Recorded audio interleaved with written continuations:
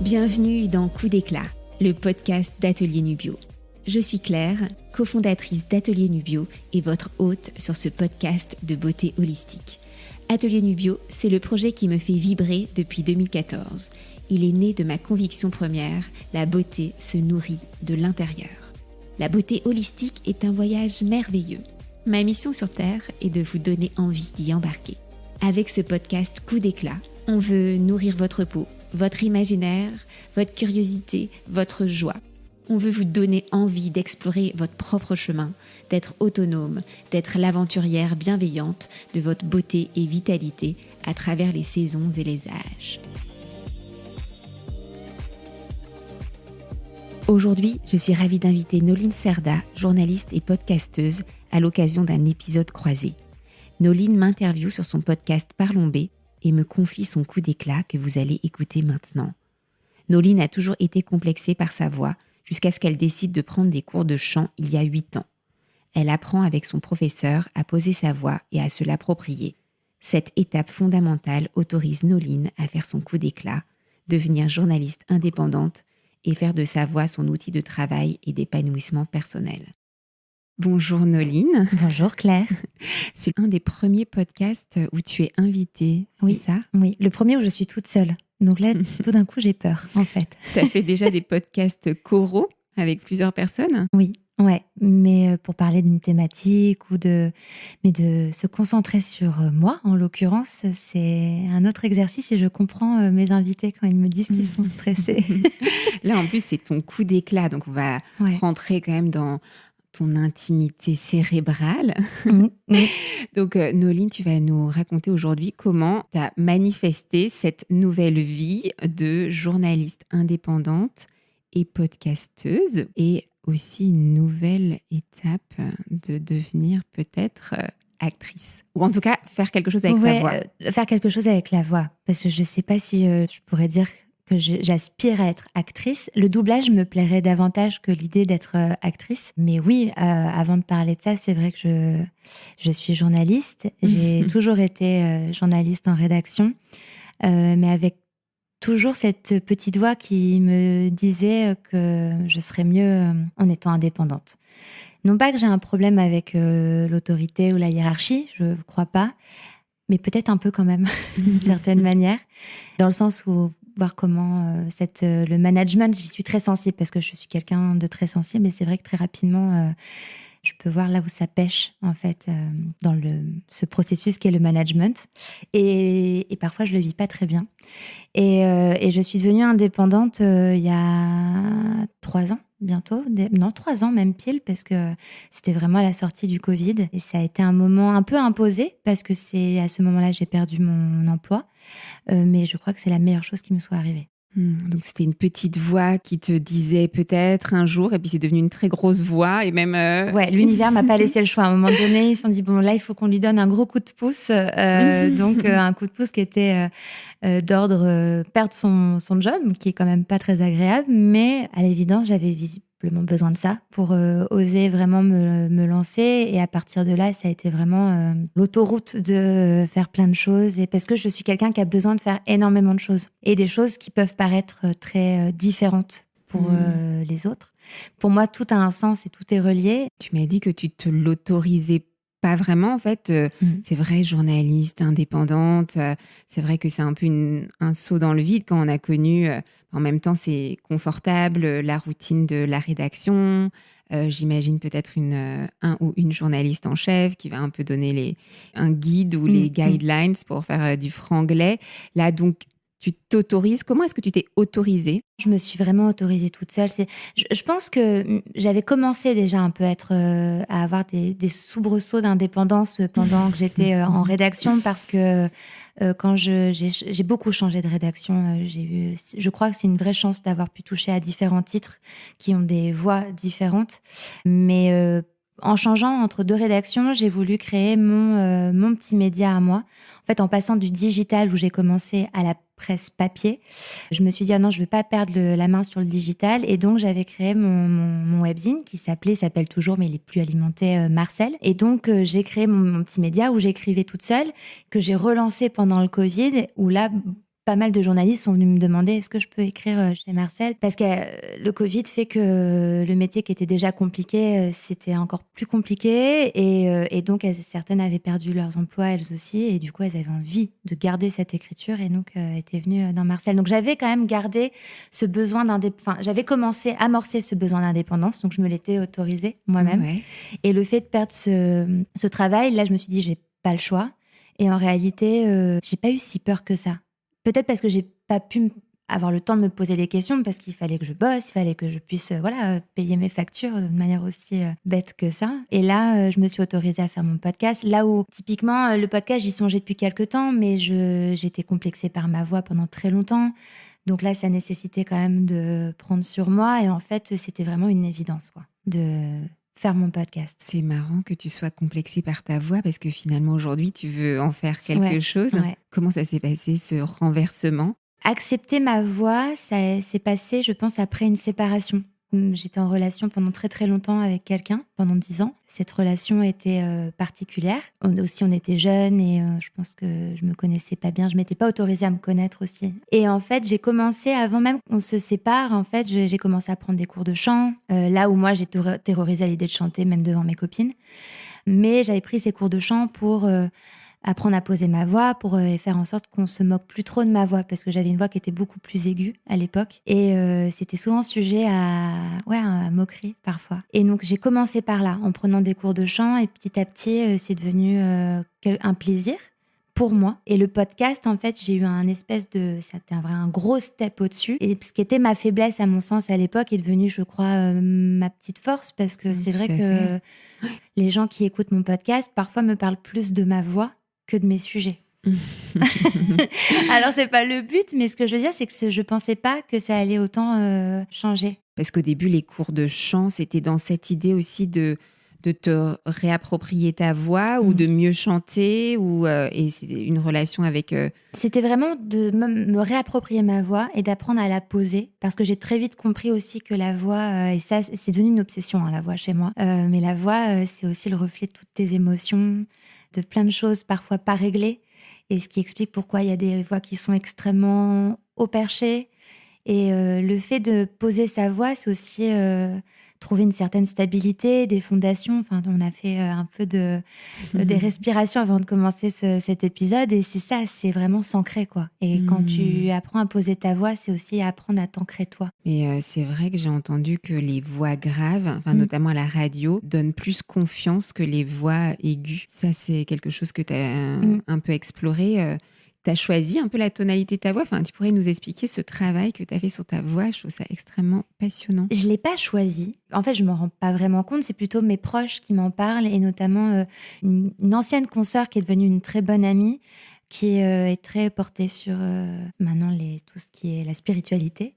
Et c'est vrai que là, je l'ai revue il n'y a pas longtemps. Elle m'a dit, mais Noline, mais ta voix, mais elle est vraiment beaucoup plus basse. Et elle me dit, je sens que tu es ancrée, et je sens ton énergie, parce qu'elle est très sensible à ça. Après, on n'y croit pas. Mais ce n'est pas un choix de ma part de me dire, je vais avoir ma voix comme ça. Donc, je n'arrive pas trop à répondre. Je crois que je ne sais pas trop comment répondre précisément à ta question, mais si ce n'est que non, ça s'est fait assez... C'est quoi le travail d'apprendre à poser sa voix ? Moi, en l'occurrence, c'est parce que j'avais notamment, pour parler de manière très concrète et physique, j'avais la mâchoire extrêmement serrée, et aussi la langue qui était positionnée d'une certaine manière, qui faisait que ma voix était serrée, un peu perchée, quoi, dans les aigus. Et donc, avec ma professeure de chant, j'ai appris à positionner différemment ma mâchoire. Alors là, on ne voit pas, mais je suis en train de gesticuler avec ma mâchoire, mais de la mettre un peu plus en arrière, tu vois, là où moi, ça s'avançait. Ouais. Et de placer ma langue, là, je ne saurais pas le dire, mais différemment. Ouais. Ce qui fait que ça fait moins de pression aussi sur les cordes vocales. Donc, c'est plutôt physiologique. C'est physiologique. Et après, j'ai découvert le chant postural aussi. Ok. Ça, c'est fascinant. C'est des trucs un peu bizarres où tu fais des bruits. C'est pas vraiment du chant comme on peut le connaître, mais tu apprends à positionner ton bassin et ton corps. Ça te fait sortir une voix. Et après, le chant postural, c'est très presque thérapeutique, quoi. Parce que tu fais sortir des choses. Bah là, c'est aussi quelque chose de thérapeutique. Donc, tu te sépares de ce garçon, tu prends les cours de chant, tu poses ta voix et tu deviens indépendante et tu lances ton podcast. Donc, tu vois, il y a une vraie continuité. Là, c'est un coup d'éclat en cascade. Oui, qui est assez long dans le sens, puisque moi, ça fait... ce travail-là, je l'ai commencé il y a 6 ans, je dirais. Mais c'est vrai qu'à partir de ce moment-là, en fait, j'ai commencé à tout détricoter. Et en tirant sur cette petite ficelle, ça m'a vraiment ouvert énormément de choses sur moi, pour me comprendre, me connaître. Et peut-être parce que je suis quelqu'un de très spirituel aussi, je sais pas si... Mais en tout cas, oui, ça m'a permis de tirer le fil dans des endroits assez éloignés. Et tu as évoqué le human design. À quel moment est intervenue ta rencontre avec Mélodie et avec aussi cette pratique / technique? Mélodie, je l'ai vue janvier 2022. En 2021, je voyais ce qu'elle faisait, ça m'intéressait. Je comprenais pas vraiment parce que pour le coup, le design humain, c'était vraiment pas connu. Donc je comprenais pas vraiment, mais ça m'intriguait. Mais je passais pas le cap encore. Et en janvier 2022, nouvelle année, je me suis dit ok, je vais me faire une séance avec Mélodie. Et on se connaissait pas, on se suivait sur les réseaux, mais clairement on ne se connaissait pas. Et en fait, quand je l'ai retrouvée dans un bar pour qu'elle me fasse ma séance, parce qu'on est voisines, donc on était vraiment à mi-chemin. Je voyais, elle était hyper excitée, hyper enthousiaste à l'idée de me dire ce qu'elle avait vu de mon profil. Et elle m'a dit, écoute, je vais prendre ton profil à l'envers. Enfin, je ne vais pas te le raconter comme je le fais habituellement. C'est que je vais commencer par la fin. Et parce que, en fait, il y a un truc qui ressort de ton profil, c'est la voix. C'est incroyable. Ouais, franchement, ouais. Ouais. C'était moi quand elle m'a dit ça, j'avais des frissons et j'étais là, mais c'est fou comme ce truc me suit et me. La voix et l'indépendance. La voix et l'indépendance. Ou la voix de l'indépendance. Voilà, mais tu l'écris et l'entends de la manière que tu veux. Et en effet, en développant mon profil, c'est la voix et mon moteur. Mon profil fait et veut il faut que je me serve de ma voix. Pour ceux qui ne connaissent pas, je dis très rapidement le design humain ou human design. Je ne sais pas pourquoi moi j'ai le mot en anglais qui me vient. Oui. Alors c'est aussi analyser les énergies pour savoir aussi comment te positionner aussi dans une équipe. Il paraît que c'est bien de voir aussi au niveau de l'entreprise pour te donner les clés de mieux te comprendre toi-même et aussi les gens autour de toi. Et c'est basé sur un questionnaire ou... Non, c'est sur ta date de naissance. Ah, c'est aussi sur la date. Et lieu de naissance. Ah oui, ok, donc c'est comme les signes astro, d'une certaine manière. C'est lié avec plein d'autres pratiques. Je vous invite vraiment à vous renseigner sur le sujet, mais c'est un mélange de plein de pratiques spirituelles, entre autres. De là, on ressort 4 profils types. Il y en a un 5e potentiellement, mais c'est vraiment 4. Et il y a 80% de la population qui sont tel profil, 20%, 10%, 5%. Et moi, je suis manifesteur. Chaque profil a vraiment sa signification. Et ensuite, quand on va dans les détails, il y a les canaux, des histoires de canaux, de portes, ouverts ou pas ouverts. Et tout ça, c'est toutes les énergies qu'on a en nous. Enfin, je dis aurait parce que c'est pour préserver ceux qui ne croient pas vraiment, mais moi j'y crois, mais en tout cas qu'on a en nous. Et en fait, quand tu es au courant, quand tu connais ce profil-là et tes énergies, tu apprends à mieux optimiser tout ça. Donc tu gagnes du temps, tu préserves ton énergie et je pense que tu es beaucoup plus efficace aussi et beaucoup plus... tu te préserves de plein de choses aussi. Et tu t'autorises aussi. Vraiment, ce mot, tu l'as répété quand justement tu as eu cette session. Tu me dis, ça m'a autorisée à être en effet indépendante et ça t'a rassurée sur ce choix. Donc oui, on peut dire toujours que c'est des pratiques, on peut croire ou pas, mais c'est aussi des façons de ancrer des décisions que tu avais déjà prises. Donc là, ça t'a aussi, on dit jamais non à un petit coup d'encouragement, surtout quand c'est délivré par quelqu'un comme Mélodie qui, je pense, te donne la bonne lumière aussi sur la suite. Parce que c'est vrai qu'il y a quand même un petit lot d'anxiété et d'inquiétude de devenir indépendante. Ah bah oui, et moi je suis une grande anxieuse. C'est un vrai sujet chez moi. Et plus tu rajoutes à ça le syndrome de l'imposteur qu'on connaît tous, qui est décuplé chez moi. Je suis une vraie hypersensible, donc tout ça fait que s'autoriser à s'écouter, c'est pas toujours évident. C'est vrai que d'avoir, ne serait-ce que connaître ce profil qui moi m'a parlé, parce que encore une fois, Mélodie ne me connaissait pas, donc elle m'a dit des choses qui étaient quand même assez bluffantes. Elle est pas dans la voyance ou ce genre de choses, hein. C'est vraiment des trucs concrètes entre guillemets, et ça m'a suffi pour me dire ah ok. En fait, c'est moi et c'est bon. Et c'est vrai que Je sais que par moments, je peux paraître dans mon monde ou un peu bizarre pour certains, dans le sens où j'aspire à plein de choses. Je suis quelqu'un de très... je fais plein de choses, ça peut être déroutant. Et donc, parfois, je me dis, je suis pas normale, tu vois. C'est pas normal de penser comme ça ou faire comme ça parce que c'est pas ce qu'on fait autour de moi. C'est pas la norme. Mais en fait, d'avoir cette validation, en quelque sorte, moi, ça m'a fait beaucoup de bien. Et à partir de ce moment, je me suis dit, OK, je suis indépendante, je fais mon podcast, ça se passe bien, que j'avais décliné en pop-up aussi. Donc, OK, j'ai compris aussi pourquoi j'avais fait tous ces moves, en fait, et tous ces choix, alors que c'était des choses, le pop-up, je savais pas, j'avais jamais eu de boutique dans ma vie. Je me suis lancée complètement aveuglément dans le truc, mais en me disant, ouais, je vais tenter. Et en connaissant mon profil, je comprends aujourd'hui que oui, c'est pas bizarre, en fait. Et à partir de là, en fait, je me suis dit, OK, la musique a continué et je l'ai d'autant plus assumée. Et arrivée la question de est-ce que je fais une école de théâtre ou pas. Et Mélodie arrivait à ce moment-là. Et donc, elle m'a vraiment soutenue et incitée pour faire cette école. Pas de manière aveuglément en me disant si, et c'est fait. C'est que pour elle, vraiment, ça avait un sens avec mon profil de manifesteur. Et en fait, je la remercie énormément parce que... Et elle m'a pas lâchée, hein. Limite tous les jours, parce que pendant 3 mois, je me posais la question. J'étais partie vivre à New York pendant 3 mois j'avais besoin de cette expérience. Et presque tous les jours, elle m'écrivait, est-ce que tu as pris une décision? Est-ce que tu t'es inscrite, Noéline? Et j'étais là, non, pas encore. Je pense qu'elle est manifesteur aussi.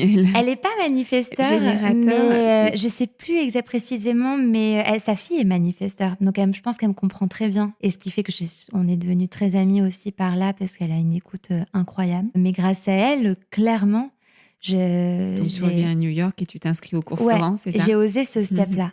Là où il y a encore 1 an, jamais j'aurais moi-même envisagé de faire cette école, quoi.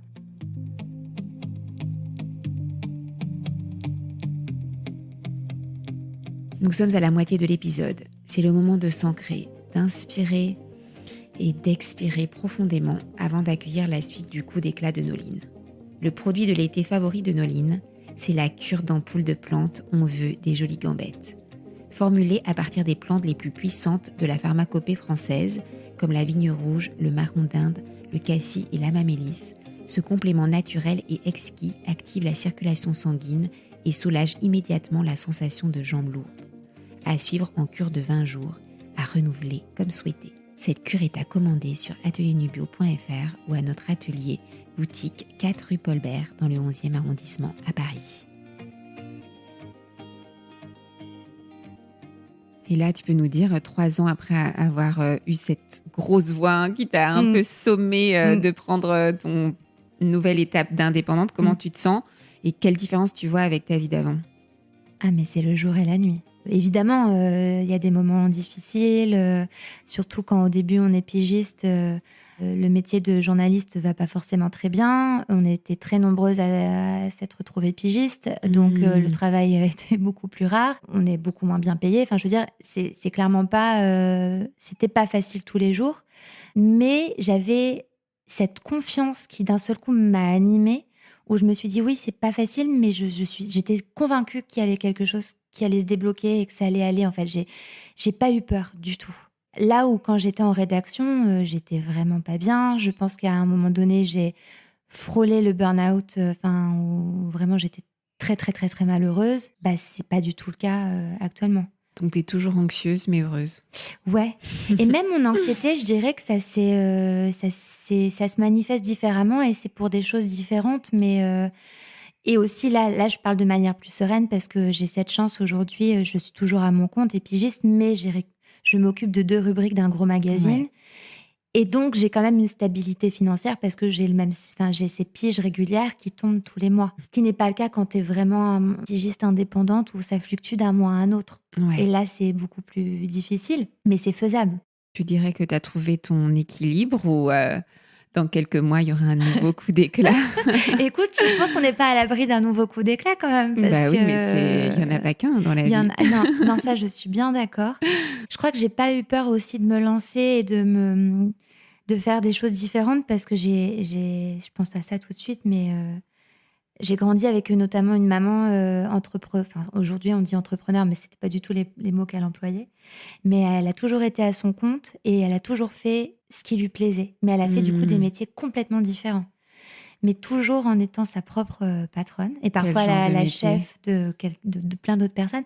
Elle est passée, elle a eu un restaurant, comme elle a eu une boutique de lingerie, puis boutique de lingerie de chocolaterie, puis esthétique et coiffure. Enfin, vraiment, des choses Incroyable. qui n'ont rien à voir. Mais qui, en fait, sont quand même très liées. C'est du service, entre guillemets, c'est un rapport à l'autre. Mais à l'époque, pour une femme qui plus est, c'était pas toujours très bien vu. Et ma maman pouvait paraître un peu comme un espèce d'ovni. Je le voyais petite. Mais aujourd'hui, je me dis, mais quelle chance d'avoir grandi avec une maman qui a fait toutes ces choses et qui les a réussies à chaque fois en plus. Et qu'est-ce qui la guidait, tu crois, son intuition? Son instinct, ouais, son intuition.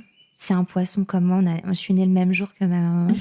C'est dingue, ça. Et c'est un vrai poisson, un peu vraiment le cliché du poisson qui est dans sa bulle, c'est ma mère, quoi.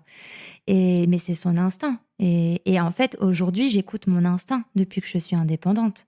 Et donc, passer du coq à l'âne, entre guillemets, ça ne me pose aucun souci à partir du moment où je le fais en suivant ma voix.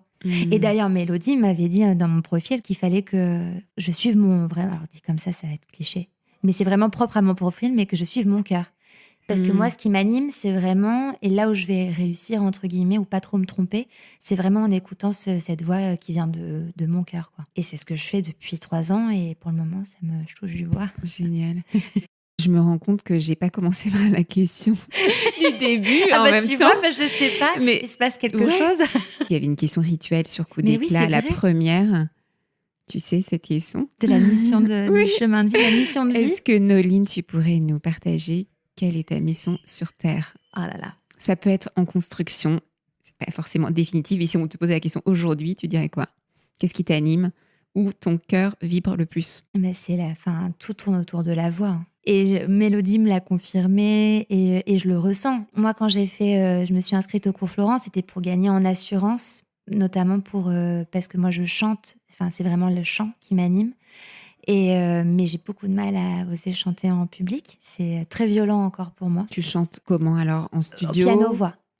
Du coup, je chante chez moi, derrière mon petit piano, et je me filme et je poste sur les réseaux. Et là, on me dit, mais Noline, du coup, tu peux chanter en public?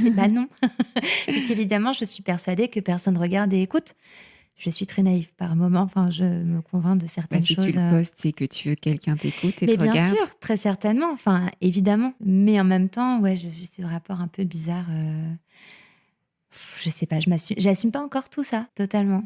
Mais je me rends compte que ça me fait un bien fou. Et donc, j'avais envie de gagner à ce niveau-là. Et donc, c'était pour ça les cours Florent. Je me sens pas encore capable vraiment de chanter en public. C'est encore en construction. Mais je sais que je vais le faire. Là où moi, ça fait des années que j'écris des chansons, mais que j'arrive jamais à les mettre en musique. Et là, il y a 2-3 mois, même, puisque je raconte pas du tout, il y a 1 mois, avec un très bon ami, on a mis mon premier texte en mélodie. Ok, donc tu écris des textes et quelqu'un t'aide à composer la musique. Rémi, et tu joues de la musique. Ouais. J'arrive pas à créer de mélodie, c'est vrai. Alors il me dit, mais si, tu y arriveras un jour. Pour le moment, c'est pas du tout mon truc, ça me parle pas. Mais par contre, écrire, oui. Et là, j'ai ma première une ébauche de chanson. Elle est pas du tout. Mais je vois en fait comment ça s'accélère. Est-ce que j'en ferai un truc? Est-ce que ça va être sérieux? J'en sais rien. Mais en tout cas, ça prend un chemin quand même. Et tu dirais qu'aujourd'hui, le moment où tu te sens le mieux, c'est quand tu chantes et que tu joues du piano? C'est ce moment-là où c'est un petit peu le petit point de suspension où tu dis « Ah, là, je suis vraiment bien ». Ah oui. Encore une fois, chanter en public, je suis pas bien. Mais quand Non, mais chez toi, chez ton moi, petit piano. Ouais, bien sûr. C'est vraiment... Mais dès que j'ai un coup de stress ou même quand je vais très bien, je me mets à mon piano et plus rien n'existe autour. Ça, c'est génial d'avoir cette activité refuge comme ça où tu sais, là, ça va aller bien. Ouais. Mais ça, c'était quelque chose dont je m'étais rendu compte même petite, mais sauf que je le faisais en cachette. Mes parents ne savaient pas, ils ne savaient pas. Je fais du piano depuis que j'ai 4 ans et je me faisais engueuler parce qu'ils étaient persuadés que je ne révisais pas, que je ne m'entraînais pas. C'est juste que j'attendais qu'il n'y ait personne à la maison pour jouer parce que j'étais à ce niveau de timidité-là. C'était de ne pas oser jouer même devant mes parents. Donc aujourd'hui, je suis capable de jouer et de chanter devant mes parents. Mais ça fait que 2 ans que je peux faire ça. J'ai 32 ans. Donc parfois, ça prend un peu de temps, quoi. C'est un chemin, en fait. C'est un vrai chemin, ouais. Un chemin de traverse, parfois. Ouais. J'adore ce terme de chemin de traverse. Moi aussi. Beaucoup plus que reconversion, tu as l'impression que c'est vraiment, tu remets tout à zéro, alors qu'en fait, les choses... Tout est lié. C'est des petites étapes, oui, c'est ça. Ouais, non, j'aime pas non plus le terme de reconversion, je suis bien d'accord. Et tu sais, chez Atelier Nubio, on dit que les plantes nous guident. Ouais. Et après l'enregistrement, je vais te tirer les cartes de l'oracle des plantes. Ouh. Est-ce que toi, il y a une plante qui résonne particulièrement pour toi, que tu as plaisir à voir, à goûter peut-être, à retrouver? Oui. Alors moi, j'ai un besoin de nature énorme, vraiment. Mais il y a vraiment une plante, et je dirais c'est une fleur qui m'obsède parce que c'est mon smiley. Enfin, tous mes textos, je les finis avec ce smiley-là. Je le vois partout, mais c'est le tournesol. Ok. Je trouve cette fleur absolument sublime, magique. Et d'ailleurs, j'avais des graines, je les ai plantées sur ma petite rambarde, et je viens de me rappeler que c'était des tournesols. Je y ai pensé ce matin parce que vraiment les tiges sont très hautes, et que ça va aller très très haut, cette histoire, et que je vais avoir des énormes tournesols. Alors tu sais, j'ai appris comment est-ce qu'on conserve bien les tournesols. Ah, dis-moi. Quand ils sont coupés, que tu peux les acheter, apparemment on peut en trouver au marché d'Aligre et tout. Ouais. C'est mettre des glaçons dedans. Ça permet de les conserver plus longtemps. Donc si un jour tu coupes tes tournesols et que tu veux les garder plus longtemps. Et je sais même pas si je vais réussir à avoir vraiment les tournesols. Enfin, je sais pas s'ils vont arriver à ce stade-là. Il n'y aura pas de... Mais c'est pas grave. Mais déjà là, on voit les tiges de la rue, quoi. Et sinon, tu utilises aussi les graines de tournesol? T'en manges? J'adorais. Petite, je ne mangeais que ça avec mes sœurs. C'était vraiment notre truc. Avec ma grand-mère aussi. Beaucoup les lupins, mais c'est pas les tournesols. Mais il y a quand même je trouve que c'est assez lié. Ouais. Super. Et tu utilises aussi l'huile, parce que souvent, elle est utilisée sunflower oil en démaquillant. Alors non, ça, j'ai pas encore fait. C'est souvent dans les huiles démaquillant. Tu peux regarder sur la tienne. Mais peut-être qu'il y en a. Alors, on la met moins en avant parce que ça fait huile de tournesol. On pense à l'huile de la peau, le sieur, alors qu'elle n'est pas si mal du tout. Elle est bien, non? Je crois qu'elle a de bonnes propriétés. Pour l'huile, en vrai. pour le démaquillant, c'est super. Je regarderai, mais c'est vrai que j'ai une passion huile, donc ça m'étonnerait pas que dans certaines de mes huiles, il y en ait. Mais ouais, le tournesol. On en vient à notre dernière question qui, je pense, va beaucoup t'inspirer au vu du sujet de ton podcast. C'est quand tu te réveilles le matin et que tu as envie d'un coup d'éclat. Qu'est-ce que tu fais? Quelles sont tes pratiques? Quels sont tes produits préférés? Donc là, un coup d'éclat à ta peau. Vraiment coup d'éclat, donc coup d'éclat à ta peau, à ton corps, mais aussi à ton esprit, parce que c'est toujours dans cette idée d'avoir un rituel de plaisir, parce qu'on peut avoir toutes sortes de rituels de beauté qui ne sont pas forcément liés au plaisir. Tu te rends compte que cette question, je la pose quand même. Enfin, en tant que journaliste beauté, c'est quand même une question que j'aime bien poser, mais... Tu fais partie de celles qui ont, tu sais, les petits outils qui sont au congélateur. Pas du tout. Je suis vraiment, je pense, faites ce que je dis, ne faites pas ce que je fais. Non, je les ai pas. J'ai des petits outils, bien sûr, mais je m'en sers assez peu. En revanche, je fais extrêmement attention à ma peau et aux soins de la peau. Donc c'est vrai que pour le coup d'éclat du matin, je vais vraiment privilégier les huiles et la manière dont je vais appliquer mes soins. C'est peut-être ça mon coup d'éclat en fait pour la peau. Au saut du lit, tu fais quoi? Je me passe de l'eau froide sur le visage. Comme un splash, j'ai besoin de me réveiller et...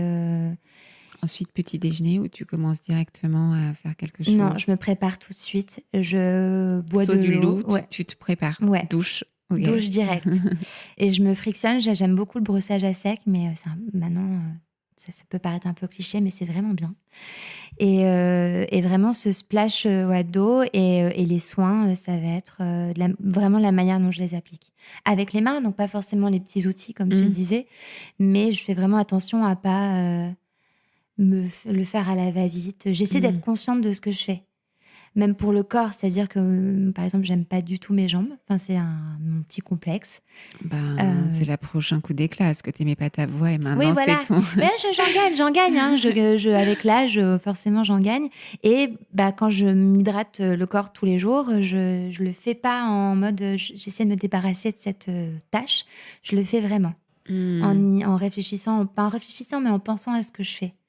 Et ça permet aussi de s'ancrer, ça permet aussi...